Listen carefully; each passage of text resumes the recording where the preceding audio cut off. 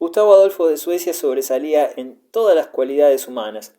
Brillante polígloto, pues hablaba 8 lenguas, gran soldado y excelente conductor de soldados, estadista de vastas pero no impracticables ambiciones, sincero, apasionado y firme creyente en la fe que había heredado de sus padres.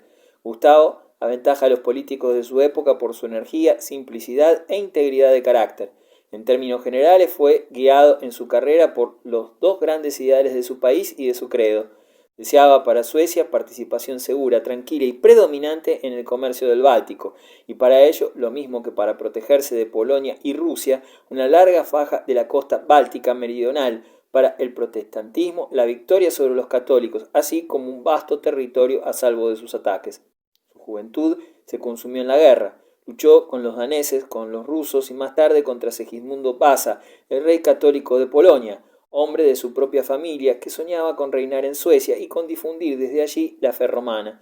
En estas duras guerras bajo el inclemente cielo de Polonia, Gustavo formó el instrumento que le hizo famoso en los anales del arte militar. El ejército sueco, en el que siempre hubo una infusión de duros excesos, se distinguía principalmente por 5 cualidades.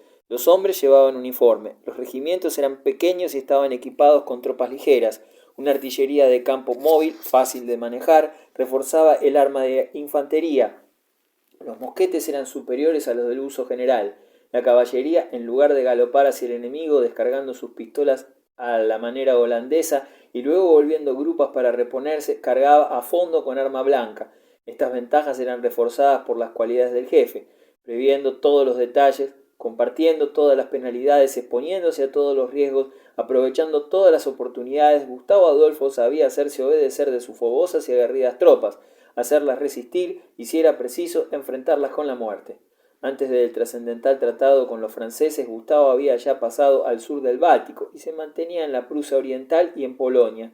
Si hubiese titubeado para emprender la campaña de Alemania, que tendía a limitar el poder imperial, sus dudas se hubiesen desvanecido por ciertas manifiestas señales de la hostilidad de Fernando, sosteniendo que el trono de Suecia pertenecía en derecho al miembro católico de la familia Vasa, que reinaba en Polonia. El emperador rehusó reconocer a Gustavo el título real. No era difícil deducir que en esta negativa se escondía un plan para maquinar una restauración católica en Suecia, de lo que habría de ser instrumento la persona de Segismundo, el rey polaco. Así, cuando Wallenstein se hubo hecho dueño del norte de Alemania y seguía adelante sitiando el Stralsund, Gustavo se convenció de que había llegado el momento de jugar fuerte por Suecia y por la fe. Fernando era enemigo suyo por 3 causas distintas: como amigo de Polonia, como campeón de la Iglesia romana y como competidor directo por la supremacía en el Báltico, ya que toda Alemania parecía estar a los pies de Fernando. Pero, a pesar de sus ideas generosas y clarividentes de la necesidad de formar una federación protestante en Alemania, aquel monarca invencible, el baluarte de la fe protestante, el león del norte, el terror de Austria, Gustavo Adolfo, no se acercó más que el danés a la solución del enojoso problema de dar la paz religiosa a los alemanes. Los métodos de Gustavo Adolfo han servido de modelo a cuantos se han preocupado por el arte militar en toda Europa, y no poco en Inglaterra y en Escocia, como las guerras civiles habían de demostrar. Las rápidas y victoriosas campañas en el norte de Alemania, el decisivo triunfo sobre las fuerzas superiores de Tilly y en Breitenfeld el 17 de septiembre de 1631, el avance de las armas protestantes hasta Praga en el este y hasta Maguncia y Worms en el oeste, la derrota final de Tilly en el Lech y la entrada de Gustavo Adolfo en Múnich constituyen hazañas brillantísimas que le han ganado la admiración de Europa. En menos de 2 años, la fortuna de la confesión rival había sufrido violentos reveses, pero en la victoria sueca había más apariencia que realidad. Un ejército extranjero, mal pagado, viviendo sobre el país, no puede esperar ser popular. Los protestantes de Alemania fueron remisos en ayudar a una potencia de la que se sospechaba con buenos motivos que uno de sus principales fines era adquirir territorio alemán. Los católicos, a pesar de las esperanzas de Richelieu, se apartaron de los suecos, saqueados sistemáticamente por las brigadas azules, y los miraban no como amigos, sino como enemigos, de manera que, en lugar de marchar juntos contra Fernando, Suecia y Baviera lucharon entre sí. Gustavo salió victorioso de este nuevo conflicto, pero entonces ya existía un nuevo ejército imperial reclutado y dirigido por Wallenstein, con el que había ahora que arreglar una cuenta difícil. Un ejército bastante fuerte para echar a los sajones de Bohemia y que, después de juntar sus fuerzas con las de Fernando, alcanzaba la cifra de 60.000 hombres. En Nuremberg, Gustavo Adolfo, luchando contra el gran general bohemio, experimentó su primera derrota y aunque ganaron fácilmente honores en el sangriento campo de batalla de Lützen, 16 de noviembre de 1632, el valor de los suecos sirvió de poco, pues su rey, sin que ellos se dieran cuenta de que había sucedido, murió en la lucha. «Soy el rey de los suecos», se cuenta que dijo a los coraceros que le pedían su nombre, cuando yacía en el suelo, mortalmente herido, que sella con su sangre la libertad y la religión de la nación alemana. La guerra continuó, privada del último resto de idealismo protestante con la muerte de Gustavo. Suecia no estaba dispuesta a interrumpir una lucha que le había dado el valioso baluarte de Pomerania, en la que había saqueado muchas ricas ciudades y que le proporcionó voz decisiva en los destinos de Europa. Si Gustavo Adolfo había desaparecido, quedaba todavía como regente de Suecia durante la menor edad de su hija, el sagaz político que, como partícipe de sus inquietudes y de sus sueños, había soportado durante largo tiempo la carga del gobierno civil y que había reunido en sus manos todas las riendas de la diplomacia extranjera. Oxenstierna estaba decidido a mantener a Suecia en la posición directiva del protestantismo alemán. Los mariscales de Gustavo, para quienes el combate era la sal de la vida, obedecieron su llamamiento y con su ayuda, complementada con los esfuerzos de Franconia y de Suabia y de los dos círculos renanos, alianza de Heilbronn, 23 de abril de 1633, el canciller sueco esperaba todavía conseguir una paz victoriosa para la causa sueca y protestante. Con menos firmeza de propósito, Wallenstein también meditaba un plan para el arreglo del problema alemán.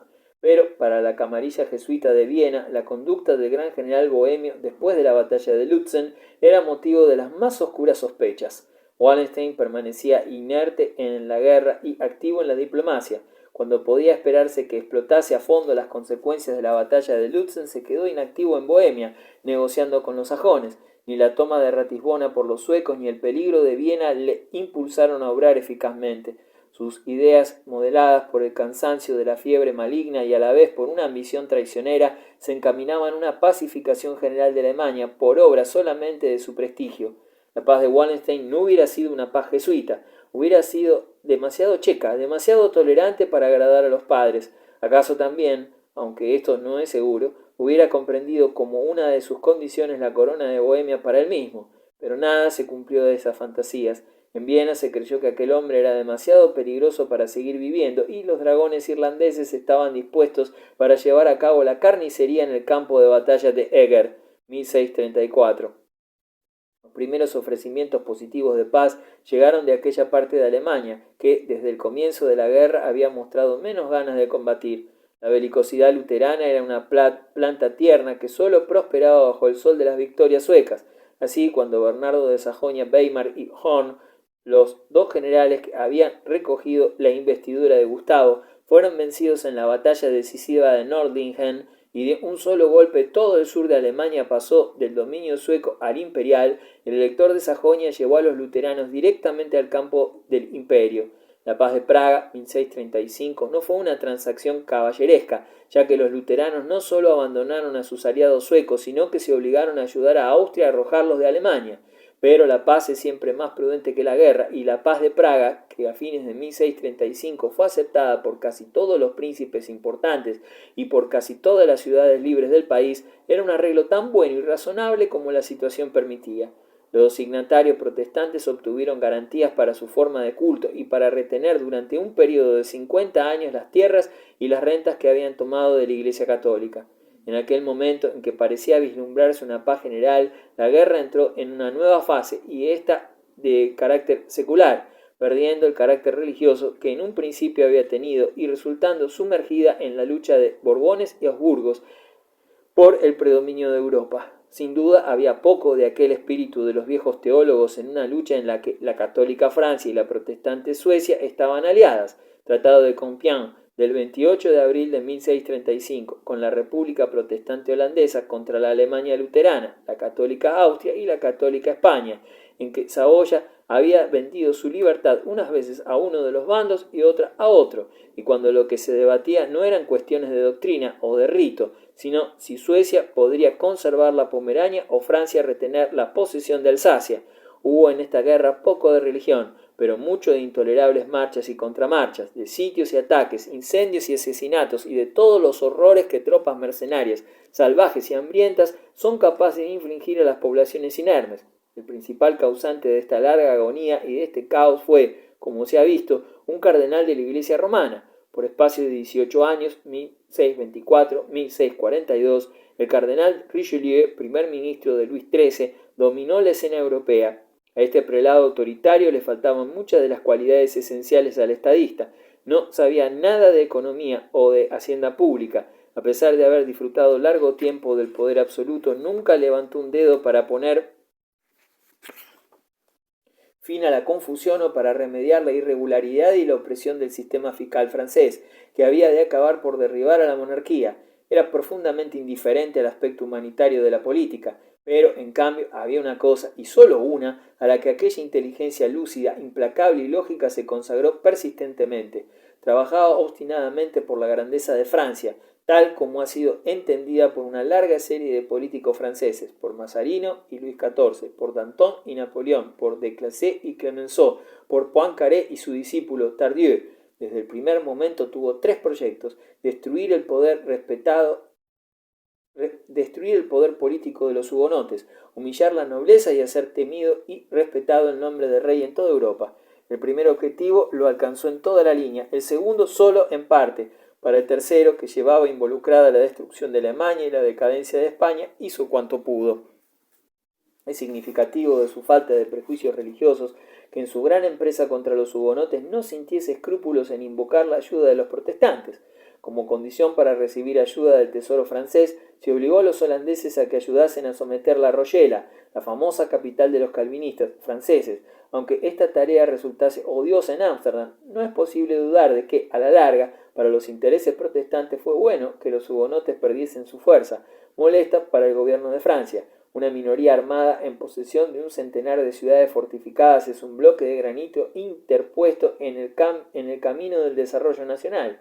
Mientras los hugonotes siguiesen constituyendo un Estado dentro del Estado, Richelieu se veía imposibilitado de reunir a los príncipes protestantes del continente contra la dinastía de Habsburgo. Solo después de librarse de estos estorbos domésticos, 1629, Francia marchó decididamente a tomar el papel directivo en la Guerra de 30 años, que aseguraba y perpetuaba el cisma religioso de Europa. Los nobles no le perturbaron demasiado. Había hecho ejecutar a Montmorency, el primer aristócrata de Francia, por conspiración. Para equilibrar el poder de la nobleza, organizó gradualmente el núcleo de una administración civil centralizada, los intendentes, y un ejército y una marina al servicio permanente de la corona. El historiador de la diplomacia, si puede desviar su mirada de los sufrimientos humanos, admirará la habilidad con que un prelado cristiano prolongó una bárbara e innecesaria guerra, la deliberada liberalidad con que se refrescó el flojo entusiasmo de los indispensables suecos con suministros de hombres y dinero, la sutil habilidad con que se agitó el espejismo de una paz inminente ante sus ojos, y la habilidad con que sus posibles rivales más temibles, los daneses y los polacos, fueron adormecidos en un reposo neutral. Si observa que algunos de sus planes fracasaron, como el de la Confederación Renana bajo el protectorado francés, que ha sido una y otra vez establecida o planteada bajo Mazarino, bajo Napoleón, bajo Poincaré, aplaudirá la ambición de un designio que comprendía la conquista del Rosellón, la invasión de Cataluña, la combinación de Mantua, Parma, Saboya contra el poderío español en Italia, la alianza matrimonial con Inglaterra y la adquisición de Alsacia, Lorena para la monarquía francesa. Se ha dicho que, como ministro de la guerra, Richelieu tenía muchos defectos, que no era capaz de crear un ejército ni de proyectar una campaña, que era demasiado celoso de la superioridad para colocar a hombres eminentes en los puestos de mando y que hasta 1643, cuando estaba al borde del sepulcro, la victoria de Condé en Racroix sobre los españoles no anunció que Francia era de nuevo una potencia militar. Es cierto que lo que más debe admirarse en el cardenal es la diplomacia. Los ejércitos franceses consiguieron poco con sus 7 años de campaña bajo Richelieu, pero al fin de ellos Francia era dueña de Alsacia, Lorena y el Rosellón, y había puesto fin a las conquistas de la Contrarreforma en Alemania.